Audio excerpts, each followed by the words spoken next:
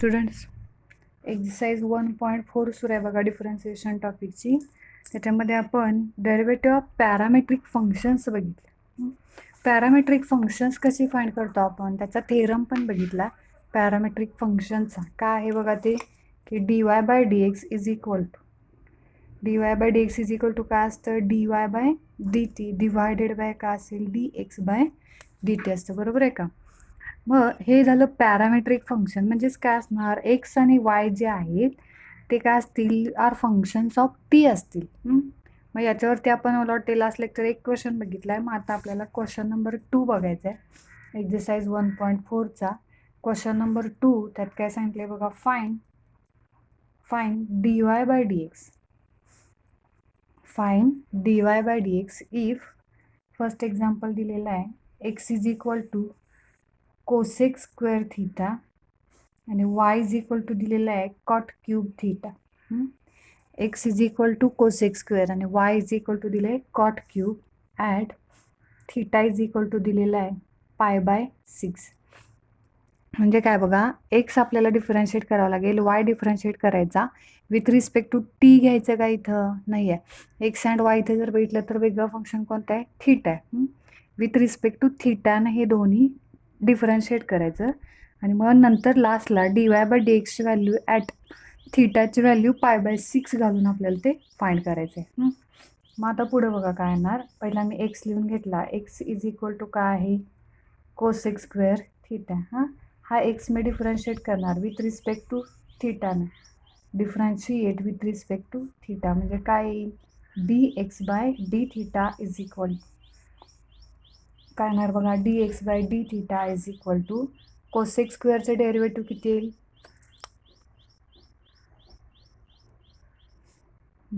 Cosec स्क्वेअरचे derivative किती येईल, 2 कोसेक थीटा येईल. बरोबर आहे का? जसं आपण एक्स स्क्वेअरचे डेरिव्हेटिव्ह 2x घेतो तसं काय येणार, कोसेक स्क्वेअरचे डेरिव्हेटिव्ह 2 कोसेक थीटा. आणि परत काय येणार, D by D theta of काय येणार, एक्स ऐवजी तर काय आहे, कोसेक आहे, त्यामुळं त्याचं डेरिव्हेटिव्ह येईल. म्हणजे आता काय येईल, 2 कोसेक थीटा आणि कोसेक थीटाचं परत डेरिव्हेटिव्ह काय येणार, मायनस कोसेक थीटा आणि इंटू काय येणार, कॉट थीटा. लक्षात येते सगळ्यांच्या, minus cosec theta into cot theta येईल. म्हणजे आता बघा पुढं काय येईल, हे मायनस साईन बाहेर येईल, -2 cosec square theta into cot theta. हे काय मिळालं आपल्याला, D X by D theta मिळालं. आता एक्स आपण डिफरन्शिएट केला विथ रिस्पेक्ट टू थीटानं, तसंच आपल्याला वाय घ्यावं लागेल. And Y is equal to, Y काय दिलं आहे बघा, कॉट क्यूब थीटा दिला. मग हा वाय पण काय आहे, विथ रिस्पेक्ट टू थीटानं डिफरन्शिएट करायचा आहे.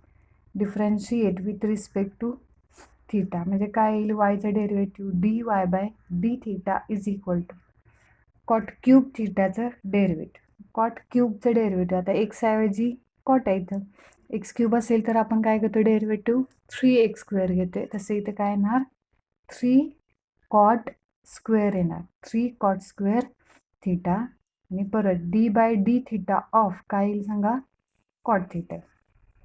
म्हणजे आता बघा काय येणार, 3 कॉट स्क्वेअर थीटा आणि कॉट थीटाचं डेरिव्हेटिव्ह.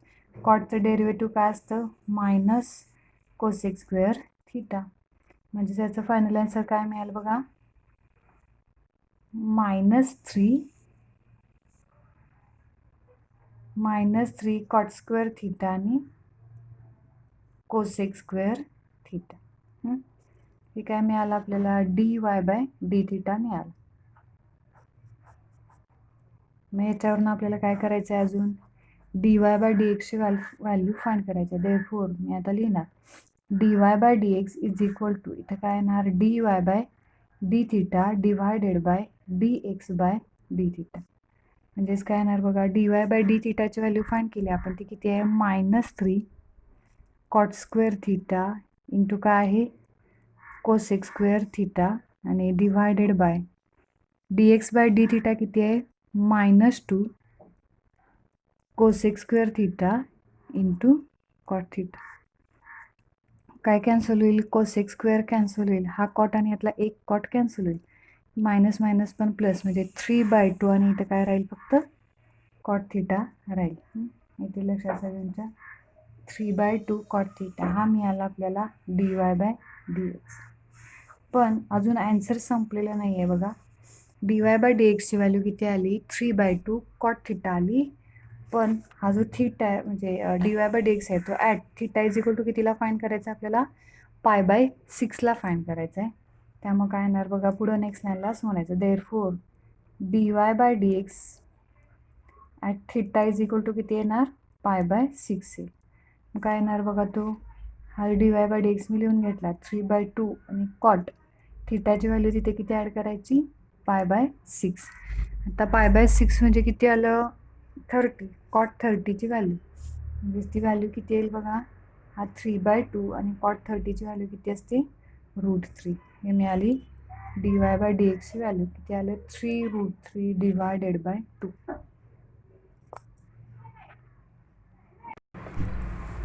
नेक्स्ट एक्झाम्पल बघायचं आहे. x इज इक्वल टू दिलं आहे t² + t + 1 आणि y इज इक्वल टू दिलेलं आहे sin πt / 2 plus cos πt / 2a. आणि पुढं at t is equal to किती दिलेलं आहे, 1 दिलेलं आहे. हां, at t is equal to 1 दिलं.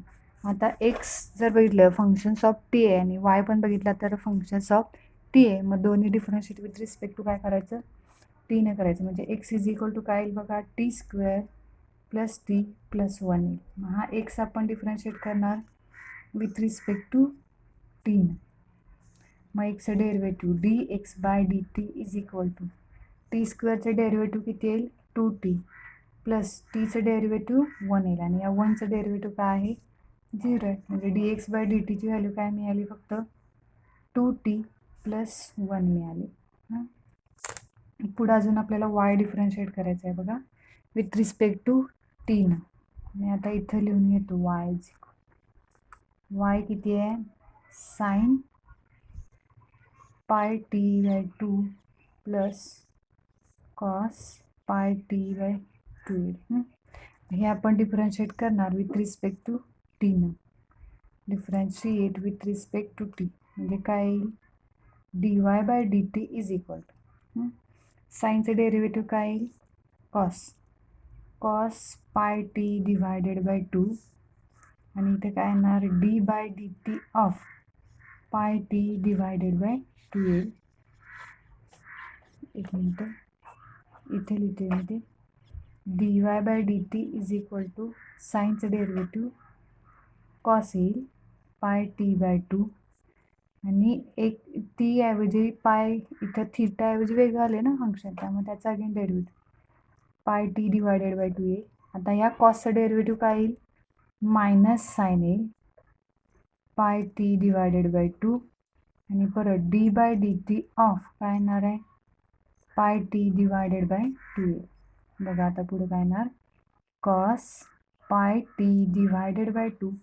आता इथं काय होईल, π/2 इथं कॉन्स्टंट आहे. π/2 काय झाला, कॉन्स्टंट आहे. टीचं डेरिव्हेटिव्ह 1 येईल. म्हणजे इथं राहिलं किती, फक्त π/2 राहिलं. हे मल्टिप्लिकेशन घ्यायचं नाही, ही कॉस आणि हा ब्रॅकेट आहे आणि हा ब्रॅकेट याला मल्टिप्लाय आहे, सेपरेट टर्म आहेत बरं का दोन्ही. इथं मल्टिप्लिकेशन घ्यायचं नाही. पुढं मायनस साईन πt / 2 आणि याचं डेरिव्हेटिव्ह किती येईल, मग π/2 येईल. हे ते लक्षात सगळ्यांच्या. म्हणजेच काय आलं बघा, मी पाहिजे तर π/2 कॉमन काढते आणि मग ह्या टर्म ब्रॅकेटमध्ये ठेवूया. म्हणजे cos πt / 2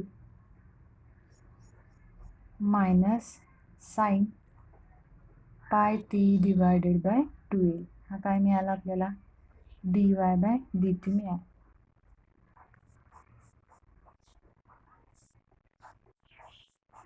मग आता dx/dt मिळाला, dy/dt मिळाला. आपल्याला फाईंड काय करायचं आहे, dy/dx फाईंड करायचं आहे. dy/dx is equal to dy/dt / dx/dt. dy/dt किती येणार बघा, 2t प्लस dy/dt कॉस्टची टर्म आहे ना, जे किती आहे तो π/2 ब्रॅकेटमध्ये cos πt divided by 2 minus sine πt divided by 2 येईल आणि याला डिवायडेड बाय अजून किती आहे बघा 2t + 1 येते लक्षात सगळ्यांच्या. मग आता हे झालं काय dy/dx झाला बरोबर आहे, पण ॲट टीची व्हॅल्यू किती घ्यायची आहे बघायची. ॲट टीची व्हॅल्यू किती घ्यायची आहे 1 घ्यायची आहे. ती व्हॅल्यू आता पुढे इथं ॲड करायची. म्हणजे काय येणार बघा dy/dx इथे लिहायचं ॲट t = 1 ला. म्हणजे काय येणार बघा हा π/2 आहे असा. इथं आता कॉस πt डिवायडेड बाय 2 आहे बरोबर आहे. मग टीची व्हॅल्यू 1 त्यामुळे इथं काय राहिलं फक्त कॉस π/2 राहिला मायनस इथं काय राहील साइन π/2 राहील आणि डिव्हायडेड बाय 2 टीची व्हॅल्यू 1 ॲड करायची आणि +1 म्हणजे बघा आता काय येणार आहे इथं π/2 कॉस π/2ची व्हॅल्यू किती कॉस π/2 म्हणजे 90 किती येणार आहे 0 येईल आणि मायनस साइन π/2ची व्हॅल्यू 1 येईल आणि डिवायडेड बाय 2 + 1 म्हणजे 3 आलं. म्हणजेच हे π/2 डिवायडेड बाय 3 म्हणजे या दोन्हींचं मल्टिप्लिकेशन होईल आणि हा -1 म्हणजे याचं मायनस साईन याला मिळेल. म्हणजे किती येईल बघा -π/6 येईल. हे काय मिळालं आपल्याला dy/dx मिळाला. dy/dx ॲट t = किती व्हॅल्यू आहे 1 आहे. येते लक्षात सगळ्यांच्या. आता यातली अजून 2 एक्झाम्पल जे ते तुम्हाला असाइनमेंटसाठी देणार आहे. पुढचा आता क्वेश्चन बघायचा आहे. नेक्स्ट आता main question number 3. Main question number 3 याच्यामध्ये काय दिले बघा म्हणजे क्वेश्चन काय दिला नाही आहे सेपरेट एक्झाम्पल दिले. फर्स्ट एक्झाम्पल दिलं आहे इफ x = व्हॅल्यू आहे a√sec θ मायनस tan θ आणि y = काय दिले बघा a√sec θ + tan θ. Then show that